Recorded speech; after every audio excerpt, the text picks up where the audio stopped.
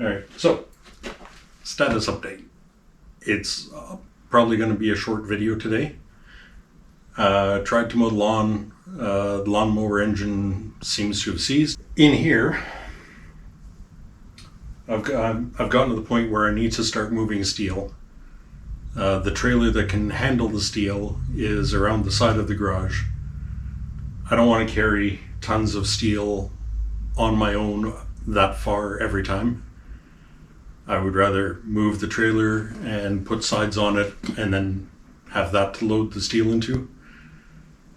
I've got a great big pile of wood outside that's in the way of moving anything else. I want to put that in my brother-in-law's dad's trailer to get that moved and brought up to the composting site. The big bin is in the way. If my brother-in-law is watching this, you were right, I should have got him to move it back farther. A bunch of wood outside that's got to go. I need to build sides for my dad's flatbed trailer. And then we can load that with steel. But we can get the steel gone. That'll clear out this stuff that I was working on during the last video. It'll clear off that entire wall because it's full of project steel. We need to figure out what we're going to do with, well, all the tools that are on the radial arm saw bench here. Most of them are going to go for garage sale, I think. We've got more cables there that I can bring up in my car. Got cables here, we got cables there. Got steel everywhere. But we are getting to the point where with only a little bit of work, we can start using the facilities of the garage. I thought it was going to take 3 weeks to get to this point. Adam and his boys, Paul's friend who was here the other day who I didn't meet. Thank you everybody who has come to help with this already. Thank you to anybody who's going to come and help with this in the future. You guys have helped tremendously. So, current state of affairs. The garage is a mess. It's not a disaster anymore. Holes in the ceilings notwithstanding. Structural questionability of the 2x4 that's holding up the back addition notwithstanding.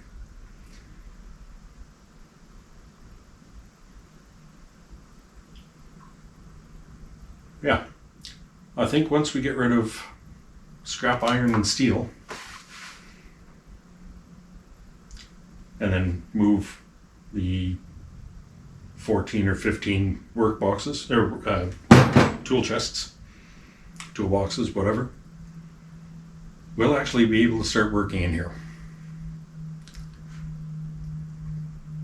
So I think what I should be focusing on today, which is a lot of what I'm doing when I'm just standing around looking at things, is what do I do next?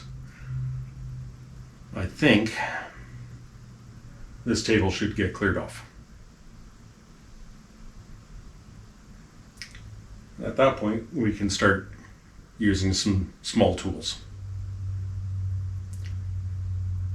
So we're going to switch back to triple speed momentarily here. And yeah.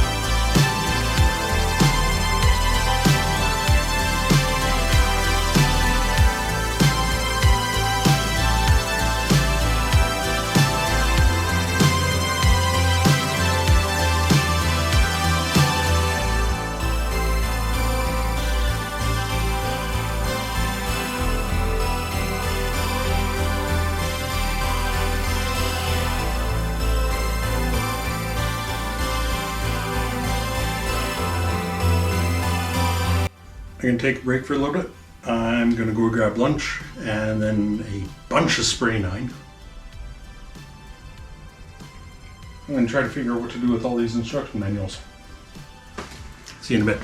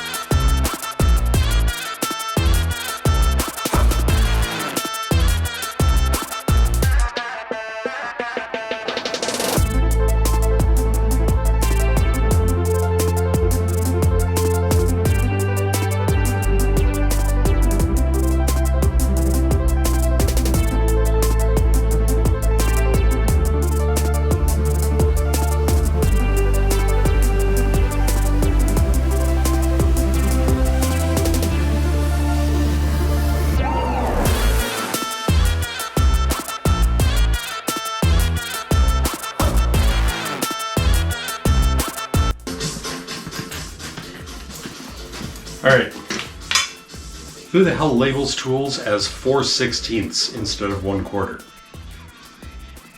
Like, people like my nephew and my niece and, you know, people who've grown up entirely metric, you may not understand this, but fractions should always be reduced to their lowest common denominator, to the lowest denominator.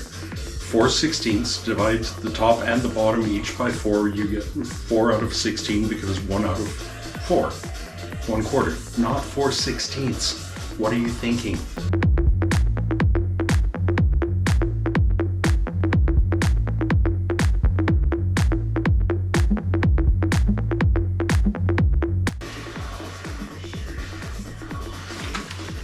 Okay, I don't know how well you're going to be able to see this, but they did it for all of them. Don't know if you can see that. That says 12/16. 12 divided by 4 is 3. 16 divided by 4 is 4. 3/4. Come on.